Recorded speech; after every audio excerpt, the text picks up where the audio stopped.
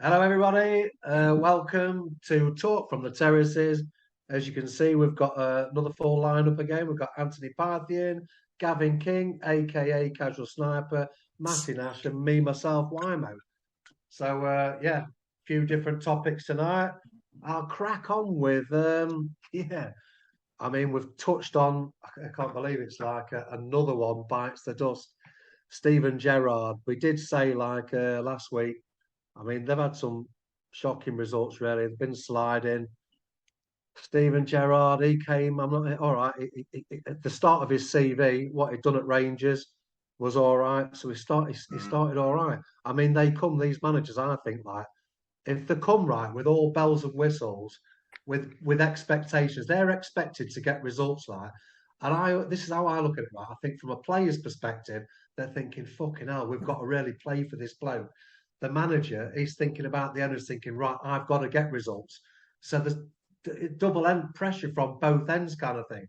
Whereas, like what I did say, like about Cooper, Potter, sorry, going to Chelsea, no bells, no whistles, and that lot, no expectations.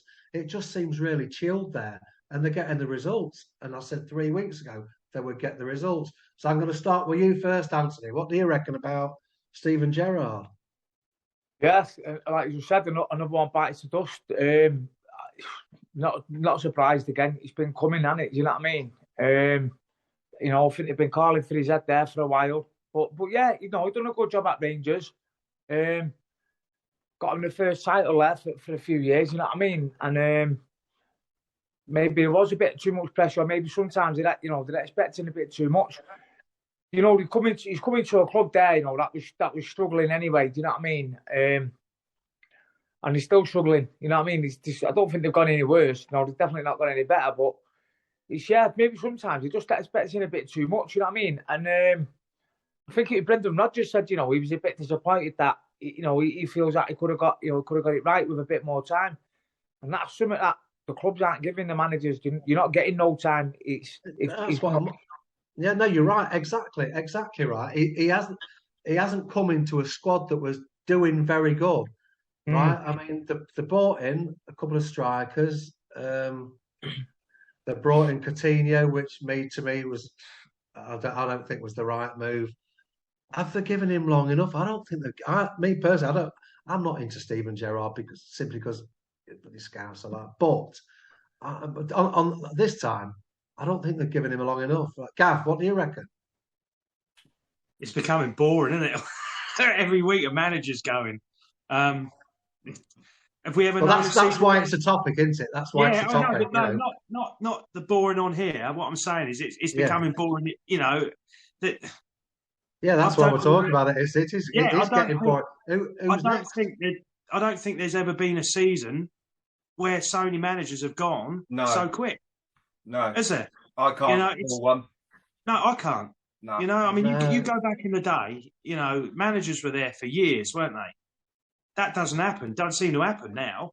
That's what I mean. A run of 8 or 9 games. It's crazy. It's nothing, is crazy. It? I mean, right. I look at it like this, right? One, I've been looking at like straight away. You see the list out there, potential. I'm like, who's gonna fucking want to take it? Who's gonna want to take it? It's like it's just gonna be a merry-go-round. These managers are gonna go from club to club to club. Yeah. You know what I mean? It's bizarre. As for Steven Gerrard, he managed at Rangers, but let's be honest, that's a 2-horse race up there, isn't it? Yeah, exactly. In my eyes, like it was walking into a fairly easy job. This is the Prem we're talking about. Yeah. I know it's slippy, G. Like I don't think it was given long enough because I don't think right. I forget who got rid of a manager last week. Was it West Brom who then got a win? They say, they seem to get rid of these managers, and then they seem to carve out some results. That ain't going to last long. You need the glue to hold them together, and without a manager, you ain't got that. You're not going to keep getting these results just because you've got a bit of a free reign in the dressing room. You ain't got a free reign on the fucking pitch. That's where it counts. I think a lot of it as well, that there's people in charge of these clubs who ain't football people. They're business people. Exactly. Yeah, Now we touched on this at the very Yeah, start when we exactly. started doing it. It's business, it's money, It's not results just all the greed. time. Yeah. It is down to results. Matty, what's your take on this? Gerrard, I think it's a lot of it's been said. I called it last week. I said his job is under threat. Like the lads have just said, you know, you're not getting no time as a manager now. You're getting no time at all. As Gav said, okay, he went to Rangers and he won a title there. But like you say, it's a 2-horse race. So, okay, he did well at Rangers. But as you said yourself, you know, you're in the Premier League now and he's at Aston Villa. And with all respect to Aston Villa, you know, they're not a massive powerhouse team. They're a mid-table-ish sort of team. So this really proved his worth. And I'm going to call it again. This is, I mean, we just seen, you know, like when you're speaking to Gav, I've never seen in a season so many managers gone so early in the season. You might hear of one or two, but not this many. The next one that's going to be gone, mark my words, is the guy from Leeds. Is it Jesse? Jesse Marsch. Jesse Marsch. I knew he was going to say that. Yeah, Leeds. I mean, I think he's under. He's talk sport. He's under pressure already, apparently. It just seems to be a bit of a worrying trend at the moment that if your manager's not good enough, or you don't think he's good enough, then it's out the door. It's as simple as that, mate. Yeah, you're right. I mean, like I forget what's his bloody name. You'll know, Anthony, because he plays for Man City now. Who left Leeds? Who kind of held them together a bit, and then you got Bamford, who got his injury. I just hope he never plays for England. Bamford, he's just not a powerhouse. He's a striker, and that's who they was relying on, getting him back from injury to get him to score the goals, and it's just not happening. So I don't know where we're going to go with that one. You know what I mean? So who's next? Yeah, but I agree with you, Matt. I think that you're right, and I'm calling that one, and I probably think that Jesse Marsch will be the next one for the Axe, and if he does, it's like fucking hell. You know, who next after that? Who next after that? There'll be another, won't there? It literally is a lottery, and like you said, it's going to be in the bookies. Who's going to be next after this? There's a lot of that. That puts a lot of pressure, doesn't it? Well, The bookies, there's a lot of influence there. Unwanted pressure. Yeah, I mean, pressure. And it's a shame because it's got nothing to do with football, and it's got nothing to do with the game. It's exactly. It's totally irrelevant. So they're just trying to make money. Unfortunately, to the people that are watching, another manager's gone, and we've had to touch on it again because it's just fucking constant now, isn't it? So right, next. I don't know if you saw it. Ronaldo spitting his dummy out yet again. Yeah. We all know what he earns. We all know why he's there. I mean, in the transfer market, no one came for him. No one wanted him. I mean, you have to ask yourself, right, why no one wanted him? Right, you've got his age for a start. Then you've got his fucking attitude. You've got his attitude. Yeah. I wouldn't want a player that's going to bring so much negativity to a squad in the changing room. And was it Ferguson said that no player is bigger than your team? So I'll come to you first, Gav, on this one. Brilliant player, whatever he is a great player. Can't doubt that. But no, if I was on the opposing team, I would want to kick him straight up in the air because he really does piss you off, doesn't he? That would be my priority. Sod the game. I'd just be able to nail him if I could catch him. He's even just at your age, it would. If I could catch him on my Zimmer frame, I'd wrap that round his head too. But I don't know. It's just, it's his arrogance, isn't it? It is. He just thinks you could see it when he was younger, though, couldn't you? He had that air about him. When he got called a winker? Everything about him is arrogant, isn't it? Yeah, he's a great player. Don't get me wrong, but was a great player. He just hasn't got it anymore. Yeah, I and I forget what he's on. He's got to be on something like that, 300 or 350,000. yeah. So he doesn't give a toss then, does he? You know, Deadwood, Yeah, pond life yeah. now, like that's gotta go anti surely. I think that's what you said, Martin. You said, I think you said the key word there, mate, was used to be. He's the second oldest player in the Premier League. For some reason, and like you said, you got the words exactly right, Weimer. He spat his dummy out. He was on the subs bench. He wasn't getting a game, so he just walks off down the tunnel. And he has to go from Man United now. I can't see any future. Was he ever going to be Man United's saviour? Because because they were, they were playing some pretty crap football till Ronaldo turned up. And they were. I mean, all right. He came in, he did a little bit. I mean, but signing people like Varane, who's I don't know how old, Casemiro, they're signing old fucking players that used to be good, used to be. Yeah, I just can't see any future for Ronaldo at Man United. Because not only is he spitting his dummy out, but he's showing disrespect to his teammates. Absolute disrespect. The whole game. The whole thing, Man United, like, I mean, they are massive. It's all about him, isn't it? It's all about him. Well, it is as far as he's concerned. Yeah, it's all about him. That's him. That's the way he is, isn't it? Yeah, all about him. So he's got to go at some stage. I mean, but just think what it's costing them weekly. It's like, I think it's all then.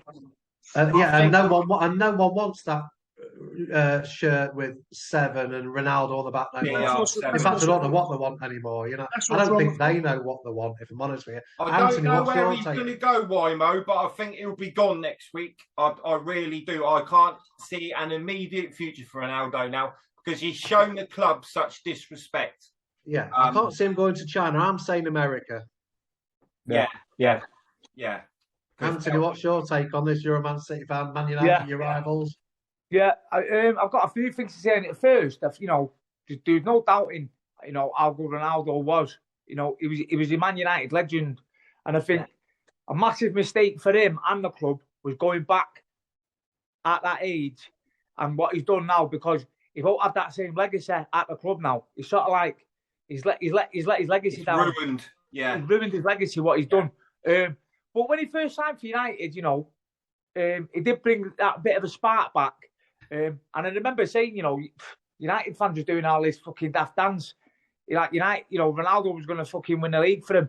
And I said to him then, listen, the best fucking Portuguese player in the Premier League is Bernardo Silva at this time. You know what I mean? And he fucking is by far. Like you say, he's well past it. He's dragging the team down. And things like that. I mean, you was right what Fergie said. There's no one bigger than the club. You know what I mean? No. And I think he really thinks that he is bigger than the club, and he should just walk into the team. But when you have that negative effect on the team, you know what I mean? It doesn't work. And to be honest with you, I know they are rivals. You know what I mean? I don't like United, but I think he's got it right. Ten Hag, I think he might be onto something here like United. You know what I mean? Slowly but surely, I think he's got the fucking right. Leave him out of the team, and get rid of him, because he's doing nothing for that United team, nothing at all. Even when he comes on, you can just see the attitude of him. He's just like, he's trying to get on, but when he's on, it's like he doesn't want to be there. He's sulking around the pitch. He's not really, he's like he's not putting everything. So that's what he's doing. Do you know what I mean? Thinks he's got a right to start. Yeah, and I think because so much hype was around Ronaldo's coming back to Man United, like you said, Anthony, he's going to win the league for us, and because of his ego, he probably believed it all, and it's all come crushed, it's all come crushed in now that you was a great player. What you've done, you can't say Ronaldo wasn't a fantastic player, because he was. Yeah. But he was never going to be the Man United saviour. He's too old. Exactly, and ego bigger than Old Trafford. Yeah, when you've got that legacy at a club and you're like, a club legend, it's that second spell at a club. it can just fucking turn it on its head, and it can just ruin that legacy for you. Yeah, I agree with you, Anthony. Never go back. Never go back. Yeah, well, I mean, sometimes it might work. I don't know, but it's just, you know what I mean? Whether he will be a fucking... I mean, like, Solskjaer went back, didn't he, as a manager, you know, and he didn't have a great spell. I don't think that it won't have the same effect, you know, on his legacy. He's always been remembered. But I think with Ronaldo now, especially the way he's acting around the club... Gone on. You know, I don't think there'll be a fucking statue of him outside Old Trafford if he fucking carries on anyway. Yeah, exactly.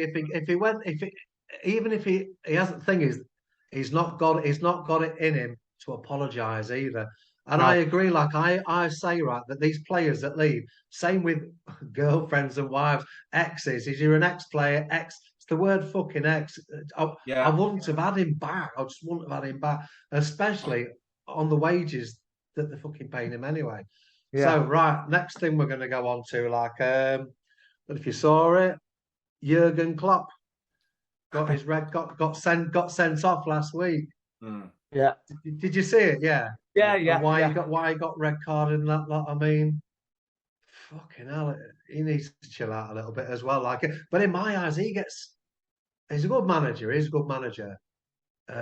He can spit his dummy out a little bit as well, though, can't he? If you don't get those results, ego. He definitely got an ego, hasn't he? Ego, fucking hell, he's certainly got an ego. Like so. Yeah, well, stick with you, Gav. Then, what's your take on this? Did you see it? No, I didn't see it. No, has he been bringing a game in a disrepute or something? They're going to charge him for, aren't they? Something like that. I'm not quite sure. I mean, Matt, you obviously know a little bit. Yeah, basically, what I'm thinking is that is the red card enough, because he's also being charged by the FA as well. And okay, yeah, he did run after the linesman or the manager, and he ran out the technical area, and he was going off his nuts saying that was a foul. And he was right. What he's saying, yes, it was a foul. What he was saying was right. He wasn't wrong. But it's the way he went about it. And he was really aggressive. He was getting in the linesman's face. But I just think that a red card's enough. I don't think that he should be charged by the FA. It was so dramatic and like fucking like steam coming out his ears, jumping up and down. And I mean, right in your face. And I don't think that's right. Anyway, like, you know, like and the refs are getting so much abuse now in football. Why are they getting so much abuse in football anyway? Why is it happening? And we're getting away with it as well. Yeah. So it's maybe good. It might teach. When you go and watch a game of rugby, or you see rugby on the TV, the ref in a game of rugby has got so much control, but then he's also got a lot of respect as well. And that doesn't seem to be the same as football. No, do you know what I did the other day? It's the first time I did it, right? I'll tell you.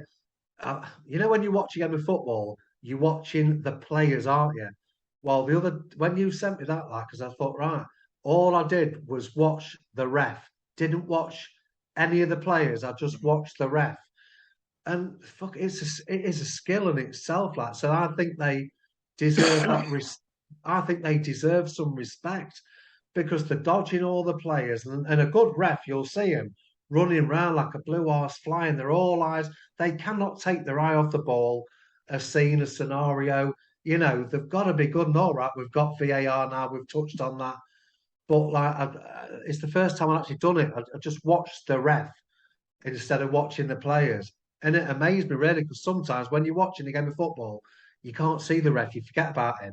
You're too busy watching these amazing players. So when I watch this ref, it's like, okay, yeah. You know, he's bloody good. Some of them aren't so good, like, but I do think they deserve that respect. I mean, Anthony, what's your... The thing is, Mo, if the young lads are seeing this on the telly, then it's going to happen at grassroots football on a Sunday morning when your young lads playing for his team. You know, it's happening in non-league. It's happening in non-league. It's worse. It's worse in non-league. You can hear it. You can hear the effing, and you know it.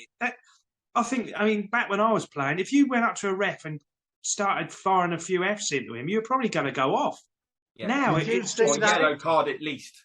Did you see that game? Did you see that game the other day? I've just seen it because it got put on Twitter over the weekend. I think it was in the Welsh League. Is it the lower? Real and Bangor.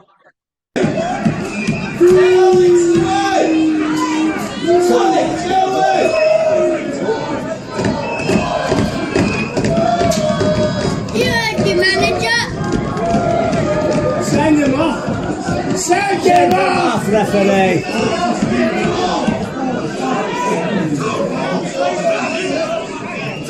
Somebody's got, come on. Yeah. You're down to 9. You should be down to 9.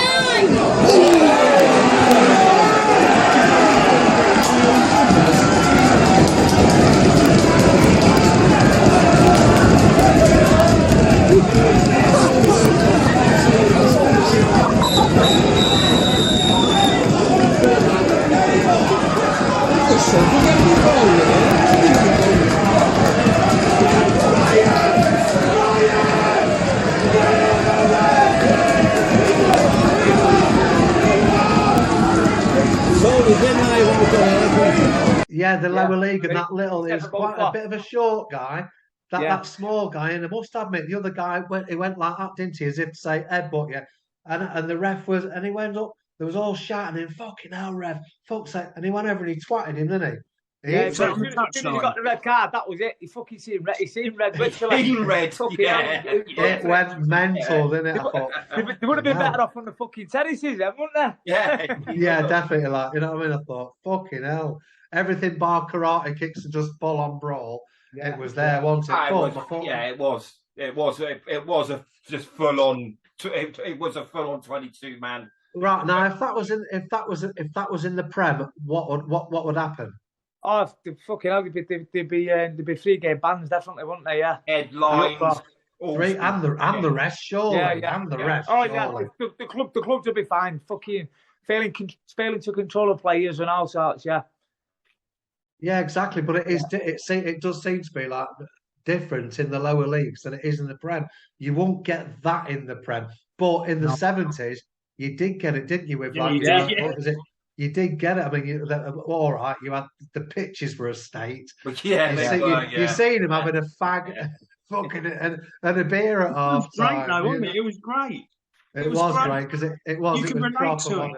You could relate to it because we'd all be there with a fucking fag on the halfway line and a beer and that lot, and you'd probably give your winger a swag.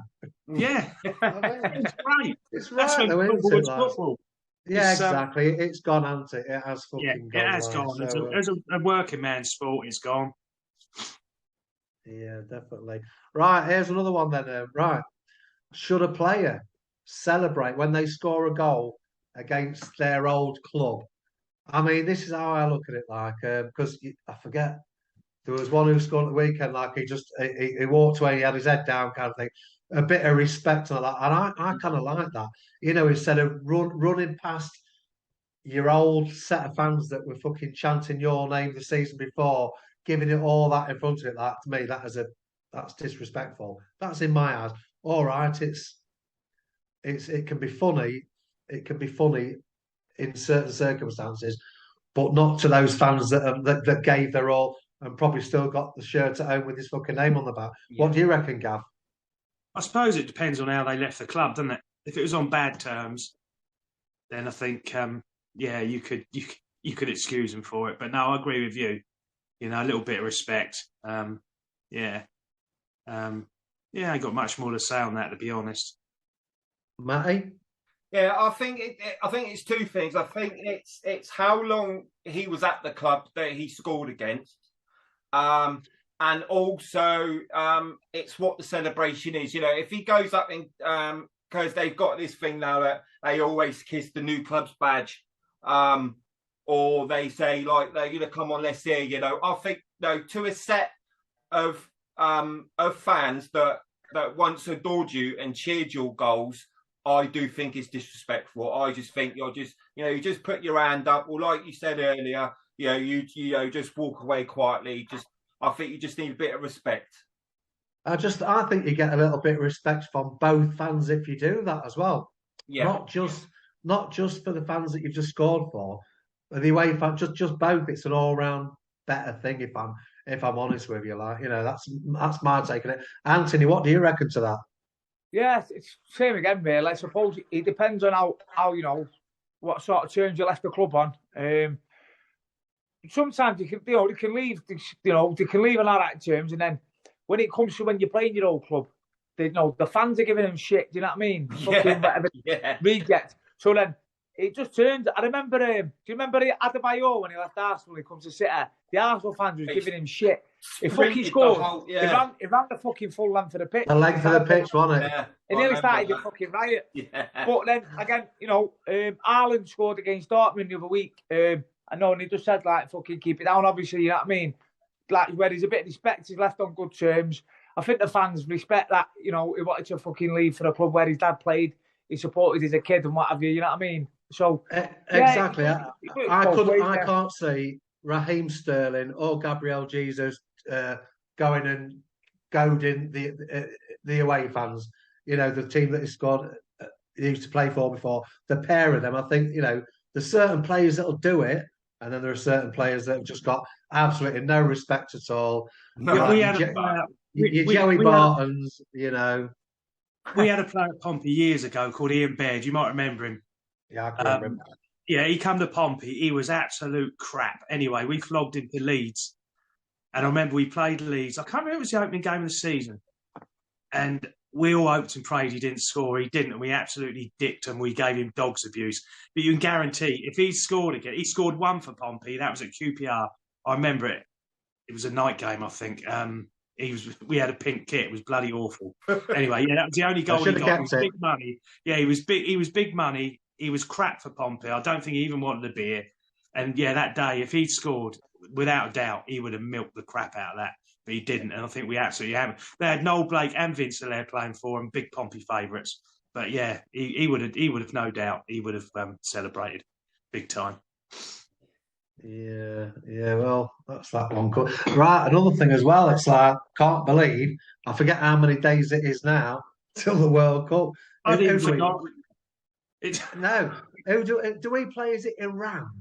Our first game. Yeah, I think it is. Yeah. And how many days is that? I mean, I don't know if I haven't even researched this actually. It's literally, because I'm fucking so not interested. I'm so detached from it. Has there been any World Cup wall planners out yet?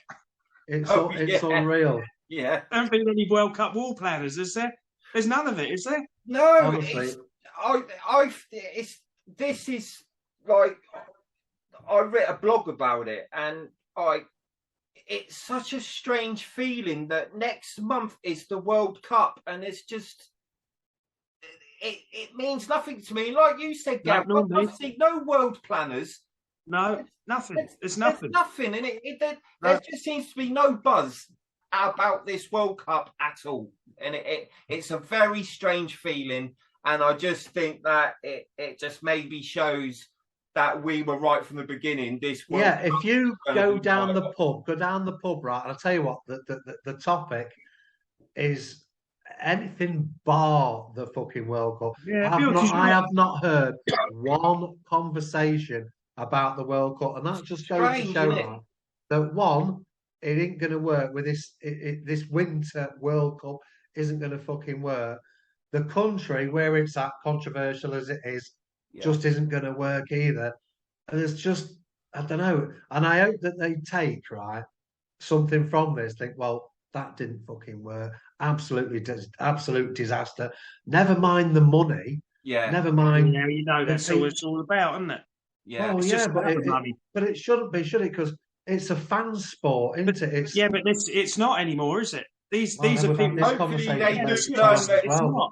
Hopefully they do learn that it's not all about money, and just because a certain country's got the right amount of money, it doesn't mean it should be held there. And I'm hoping this is what they learn from this World Cup, to be honest. UEFA and FIFA don't give two figs about supporters, let's be honest. No, they couldn't give a monkeys. No. It's all about maybe, that's all it is. But I agree with you, Gav, but maybe their hand can be forced, because let's have it right. Yeah, because they're all up their own asses, aren't they? They're all back. Yeah, but I just think hopefully if anything can be learnt from this World Cup of this, absolutely, there's no buzz, there's no chat in the pubs, no one's talking about it. will I get more interested the more England progress? I'll have to wait and see on that. What time are the games? What time are the games? Are they early morning or? I think Again, the afternoon. The Iran games. I think the Iran games 1 o'clock, and then I think the other two 7 o'clock evening. So we're not too bad in the group games. Yeah, I did look at the group, and I did look at the times. I thought, yeah, I can not work that, so I was like, watch them all. But Messenger video. shut up, Brody. That's my daughter. She's probably better than we are. Yeah. It's like, But I reckon it's going to be a shambles. I think when I speak to most of our fans now, they're not interested in the World Cup. They're more asked about what effect it's going to have on the team. We're stopping the fucking league halfway through. No, well, not even halfway through the season yet. You know what I mean? that's another strange thing. I don't think we at the most crucial time in the league. Christmas, like, period. When everyone is looking for to string out some wins, you know, that's it. Like off to, I forget how many thousand miles away. It's going to fuck them up. It's going to fuck them up physically and mentally. Who's going to lose crucial players, you know, during the World Cup that are going to come back injured? Then they've got, you know what I mean? It's like, you know, it's going to cost some, you know, even just a break. You know, if the team's in a good run of form, just that little fucking break, it can just stop them in the stride. It can change momentum, and like I said, it just doesn't seem to be in people's minds. It's just a strange feeling that we wait 4 years for a World Cup, and it's just not on anybody's lips. If you remember when we were kids, the World Cup come about, your local park would then be rammed with kids playing football. Yeah, it's not going to happen, is swapping cards as well. Yeah. The old Panini sticker albums, Panini. Well, I must admit, like, I've gone and bought them all. Like, for my lad, he says, "Oh, Dad, can I?" I thought, "Oh, you're not even." But he does. He plays football. He's in a team in his little West Ham kit. Like, so weekly, I'm fucking forever buying them, and I'm. You got Messi. It's a gold one, and who's that, Daddy? And I thought, oh, dear hell. So I'm having to tell him who's good players I like. And as soon as I bang FIFA on, I don't want to watch FIFA, so he's not. Right, Matty. If anybody else has got anything to say, any topics. I mean, I know you sent me something about the Jason Morgan interview. Yeah, touch on that, Matty? Got an interview coming up with Jason Morgan. He's author of It's All About the Buzz, Understanding Terrace Culture. I'll put a picture of the book. I'm going to be interviewing him. He's also writing another book, and he's also asked me to write a piece for his next book, which I'm looking forward to, because I've never wrote a book or even put in a contribution. So that's the next interview for UK Casuals. Andrew Porter from Burnley Suicide Squad that I spoke about last week. His interview is now done and been edited and will be released. What are we now? Sunday, yeah. So it'll be released Tuesday, Wednesday. Yeah, that'll be good to see Potts. Because he's a character. He is a character, isn't he? And what about thingy from Stoke? When's that? Oh, that's next month. Next month. Yeah, that's going to be. I've not worked out a time with Mark yet. From Stoke. It's either going to be mid-November or late November. But it's definitely. I'm looking forward to that one as well. Mark Chester, Mr. Cool. Like I like the way how he talks, because what was it? The Real Football Factories, his interview on there. I loved it. You know what I mean? I loved it because his monotone, his tone, and that. I liked everything about it. Yeah, so he's very keen to do the interview as well, which which always helps. He's got a lot. He'll have a lot of stories. You know what I mean? They were looking forward to that Chester one. I know for a few years we had a little bit of a rivalry with Stoke. I thought it was from the 90s when we both went down together. I mean, we took thousands there in their end about 98. But when I spoke to the older lad, he said, no, it's gone on from the fucking 80s. Yes, you know what I mean? The rivalry with Stoke, like, yeah. And I know I've had a few fucking runnings with Stoke, like, over the years, you know what I mean? Fucking game bastards, yeah. But they came to Lincoln in the early 80s, like, and we had a wall go down, and I'm not going to quote that someone I don't know if someone died or something happened. Anyway, a wall went down. It went off anyway. It was the same season that Pompey come down. I think it was. I'd never heard of the 657. I'm not sure even if there was called it then. It was like 82, 83. Might have been a little bit earlier, but they came down. That was a mad season. That was Stoke, Portsmouth, Millwall, crazy. But yeah, Stoke. So I can't wait to listen to that one as well. Like, so is that it then? And we're wrapping it up. Yes, mate. Yeah. No one's got anything to say. So that's it from UK Casuals. There'll be more interviews from us next week or the weekend after. And good to chat to you all again, lads. Good to see you. Hope to see you all next week. And that's it. Take care and goodbye all.